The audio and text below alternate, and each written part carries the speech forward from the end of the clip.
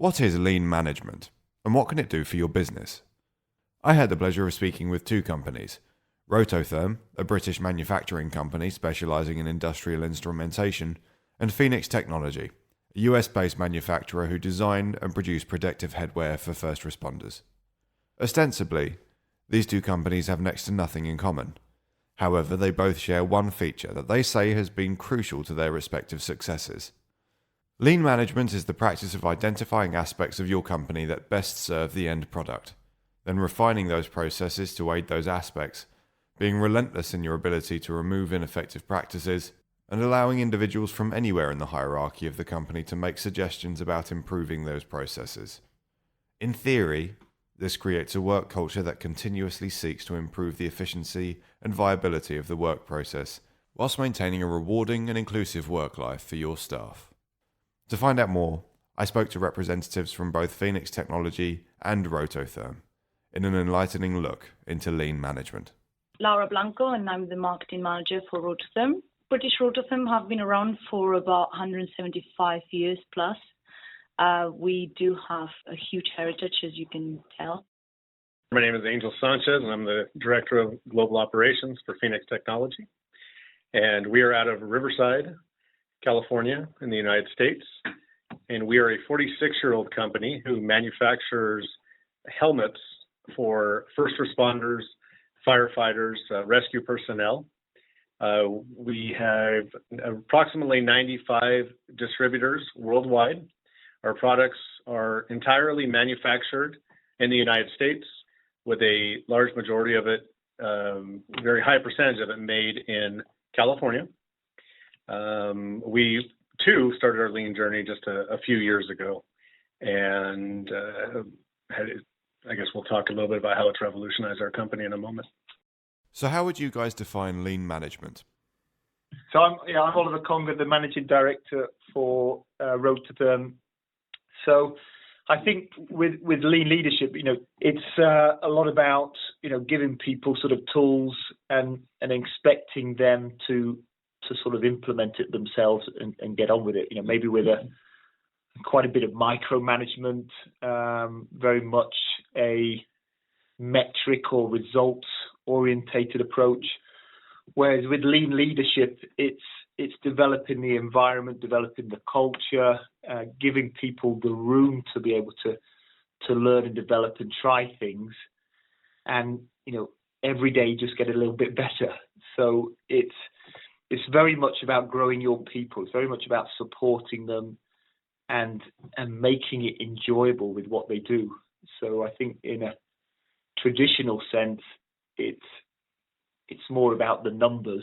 Whereas, I think with a real lean leadership, it makes it a fun, enjoyable environment with which you want to grow. And you actually, you turn up to work every day wanting to run to work and do an improvement and improve the business rather than, sort of counting down the minutes till the buzzer goes and you can leave. So how have you implemented lean leadership? What does it look like in practice? Mark Roberts, Operations Manager, Rototherm. In practice, what we've done is use the sort of 2-second lean approach, which is look at little small improvements all the time, identify the 8 wastes. So we've taught people what the 8 wastes are, and then we've empowered the people then to make improvements. One thing we found was you have to work with the people so they generate all the ideas, because the 8th waste is the unused talent and the skill. So using that, then you actually get real improvements which are embedded in the system. And you also see the culture change as well, where there's a culture of improving. One of the big areas is making sure it's sustainable. The way we do that is by videos and making sure they're shown every week, so people are always improving. So it's a really big area of empowering people and making sure they see the waste and eliminate it so you're more efficient. And I think one of the big things is the company actually grows without micromanaging improvements. So you do see a better turnover, better response for customers, short lead times, improved quality by just implementing it all and not worrying too much about the detail of measuring things all the time. So we've done it in that way. And Rob Eccles, lean leader at Rototherm. We set up these morning meetings here where we do it Tuesdays and Thursdays, and that's every single person on the site that will attend. And how we have grown our people here is by opening it to anybody who can host it. And I think if we did this a couple of years ago, before we had this culture in place, it would never have happened. We probably would have had the same 3 or 4 faces up there hosting them. So how it's helped us and benefited us, it's grown every single person as a person as well as management. So everyone's now got the leadership skills, and everyone's just happy to be going to work rather than, like Oliver said, rushing to get home. So there's a lot of cross-collaboration between companies who are practicing lean management. And by that, I mean companies tend to assist each other when utilizing it effectively and helping each other through any teething problems. Why is this kind of cross-collaboration important? Melissa Sanchez, Chief Compliance Officer of Pheonix Technology. The cross-collaboration that we engage in, whether it is domestically within your borders and local communities, supporting the businesses nearby, whether in the industry or not that you're working in that is practicing lean, or even overseas, you kind of work together, share ideas, share struggles, share what's working for you, share what's not working for you, and what you've done to overcome the different struggles. I think it's been incredibly important for our company because we've learned so very much from what other companies' struggles have been and what they've gone through. It's one of those things when you teach your children, when they're growing up, you don't want them, you want to keep them from harm and you don't want them to make the same mistakes you did. And that's kind of the culture that has been created from this community. You look out for one another and you're there for one another so that you can keep getting better as a whole. And when you support one another, not only is your company getting better because of the investment you're putting in your people, the investment you're putting in your community will grow stronger, and the world as a whole, as you reach out through your borders, will then be lifting each other up. And it's really, there are no limits, there are no boundaries, and there are no borders, because if you all bring different experiences and different ideas, you can really get a lot more done. So tell me more about this summit that you're hosting. So the Global Lean Leadership Summit is, I think we're entering into our 6th year, and it was really started kind of in a backyard of Paul Akers, an author who wrote the book 2 Second Lean, and he started with 30 or 40 companies. In 2019, it would be hosted in Riverside, California, and we anticipate about 225 in attendance, really from all over the world. In fact, today we're close to 80% of the seats are reserved, and a large portion of those in attendance are coming from the UK, Canada, Mexico, China. Throughout, really 6 of the continents, you'll have representation of various companies in various industries. And the great thing about it is you may have a small business owner who has 4 or 5 people in their organization to large corporations that have tens of thousands.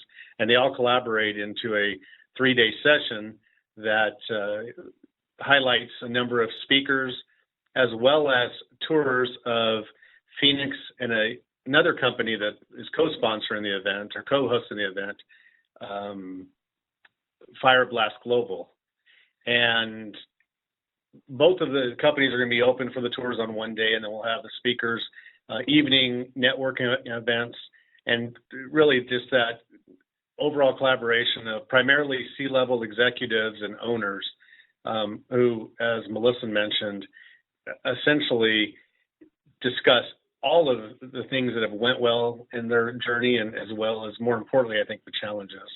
The level of speakers that we have the director of Steelcase Furniture, we have the chief agile officer from Toyota, the former vice president of Lexus in Japan, very high level speakers that are coming together. But the reality is, I think the networking and collaboration that will take place between companies is going to be the most valuable part. And final question, to anyone out there who might be listening, who might be curious about lean leadership and the summit, what would you say to them? Why should they attend? This group that has come together and formed essentially this international union for the Global Lean Leadership Summit is truly looking to not only change our businesses, but change the world. We serve somewhat as missionaries in our own communities and beyond our industries on delivering how the success of lean has made a difference in our companies, and then we're sharing it with other companies, whether they're up and coming or struggling 40 and 50-year-old organizations. And so I think one of the big things that makes us different, especially from other types of summits or conferences, is you spend 3 or 4 days in meetings. You may or may not meet people after hours, and then you go home. This group actually is very actively engaged today in communications. We utilize WhatsApp. We have a very large group of business executives who on a daily basis are communicating, collaborating, and we're all coming together. And from that, the same way that Oliver, Mark, Rob, and myself met in Germany last year, we're going to blossom into a new relationship. And so it's an ongoing engagement, and I think that's what makes it very, very unique and very beneficial for all of us. It's an absolute unique event. I think, as Angel's saying, the teams or the people that go there genuinely want to make an impact on not just their business, but their communities, on their home lives, on their, whatever they touch, and they don't expect anything in return. So it's such a humble group. And, I've been to many events and many conferences, and you have to sort of pay extortionate fee, and then it's very rigid, and then you sort of come out and that's it, and you get given a pack of papers. This, you come out and you've made a new best friend, and he's at the end of a line on a total different business, and he's helping you out when you're you sort of stare into sometimes the darkness, and it has transformed our business. Even just going to one of the events, I mean, that was 9 or 10 months ago. We've had thousands of improvements since then, and it's changed our culture. So I'm so excited. That's how we got to know Angel and Melissa. We have nothing to do with each other in terms of what our businesses do and manufacture, yet we're learning so much from each other. So I think it's a phenomenal event that shouldn't be missed. And that's all we have time for, I'm afraid. But thank you to both Rototherm and Pheonix Technologies. To find out more about the Lean Leadership Summit, or Lean Leadership generally, be sure to visit www.gls.info.